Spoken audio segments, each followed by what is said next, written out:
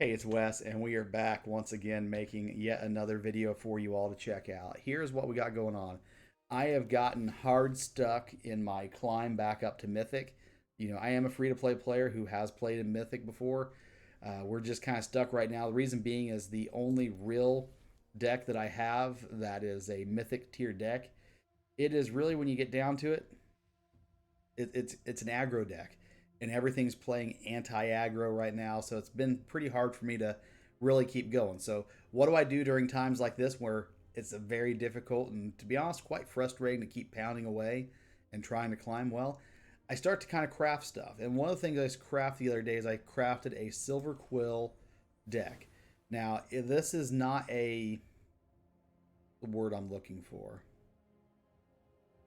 It is not a perfect deck by any stretch of the imagination, but it is a good deck. And what I mean by that is this. First and foremost, the entire deck, all the way down to even the swamp and the plains, are all Strixhaven. The whole thing comes from Strixhaven. You have to realize that I mostly play a lot of drafting, and so whenever I'm drafting about one draft per week, and it's drafting out of Strixhaven. So I'm building up a good Strixhaven collection. Now, in that collection right now, just out of this, I was able to get a Clever Luminancer. It's a one drop, has Magecraft that gives it a +2/+2. Guiding Voice, put a +1/+1 counter and learn. Star Pupil comes into play with a +1/+1. When it dies, it passes its counters to another creature. I've got Professor's Warning. This is one of the ones, I've only got 3 of these. And the reason why is because some of these I don't have a complete play set of each. Eager First Year, Show of Confidence, Humiliate, Killian. To be honest, Humiliate and Killian, I went ahead and actually crafted the rest of those because I do have quite a few uncommon to be able to craft. I have got the Spell Satchel, and that's one is there because sometimes, I could use it. I have used it quite a bit with this deck to be able to get a lot of the bigger plays pulled off, like Shadrix into play.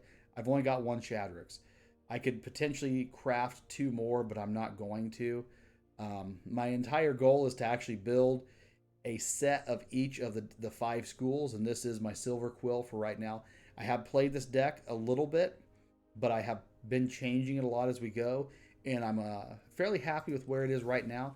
It's not a great deck, but it is a solid deck. So we're going to jump into a little bit of quick gameplay with it to kind of give you all an idea of how this deck works out.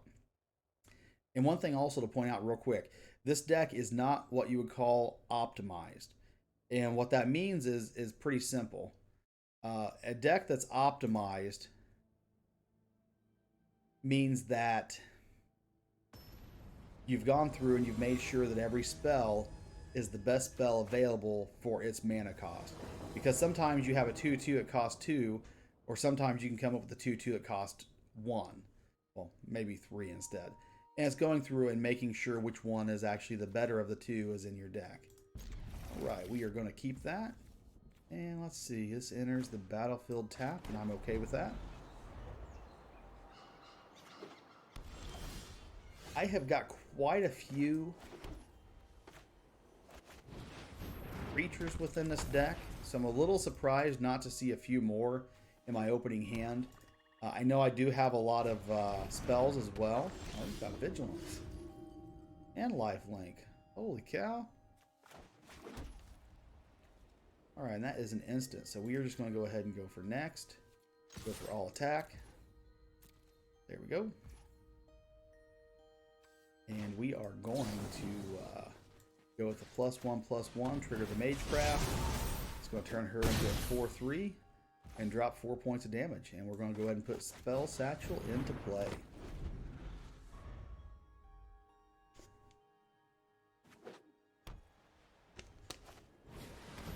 Ooh, Luminarch. When I first built this deck, I actually had a Luminarch in it, and then I decided, you know what, I'm going to make this a pure Strixhaven deck, and so that's what I had done. All right, we have got a Swamp. I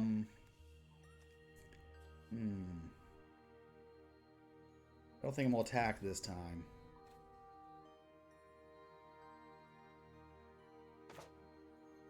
We will destroy that healer. Target up to 1 creature you control. There we go. There we go. So we got rid of that threat. In fact, I had Vigilance made that a very good card. Now, she, of course, is going to pump up her Aspirant right now, which is what it is. Ooh, it's got Death Touch. That sucks. I may have to take that out just because of the fact that it has got Death Touch. Alright, so we will go ahead and destroy target creature. And we will target her, of course, and we will auto-pay. And we will attack with another 6 points of damage. His one that was here had lifelink or something on him. So they were able to heal back some of the earlier damage. And that's kind of the thing with this deck. This deck is... it is a very, very stompy, quick to play deck. And I don't really know of any other way to describe it. Alright, is he going to block? Yep.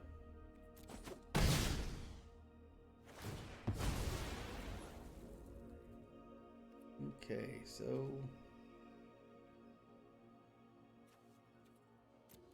the other player sacrifices a creature. Well, we know which one to sacrifice. And in turn.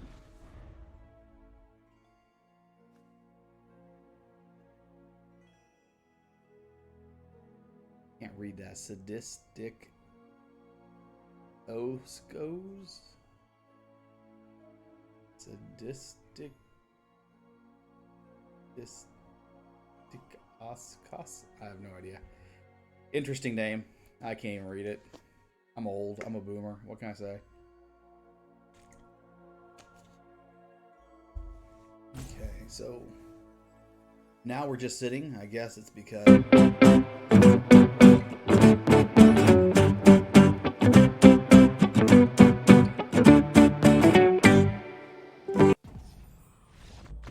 Alright, here we go. Yeah. Happens. Alright, so I want to give some closing thoughts on this specific deck. Silverquill has got across the board, it is a fantastic deck, just across the board. There's a lot of options that I could have put into this deck still that are good options. For instance, Fracture. I mean, destroy target artifact, enchantment, or planeswalker. That is a fantastic card, great utility. You know, you've got the Apprentice, of course. It's a 2/2 with Magecraft. You've got the Silencer. It's a 3/2 for a 2-drop. You've got things like Dramatic Finale. And of course, I actually did have a Blot Out the Sky, but I decided not to put it into my deck for various reasons. The point is very, very simple, though. If you're a free-to-play player and you're just doing drafts and you're drafting a lot and getting a lot of Silverquill, it's good quality across the board. So this is one of those decks that you can throw together as a free-to-play player, just doing the drafting and things like that, working yourself up to the 10,000 gold by doing your daily quest. You can be happy with this deck. And I'm not going to lie, there is a bit of luck. Your mileage is going to vary a little bit, but there's a bit of luck. Pulling off getting Shadrix, fantastic. I don't have every dragon of all of the 5 schools, but this particular one I do. And so it's a big deal.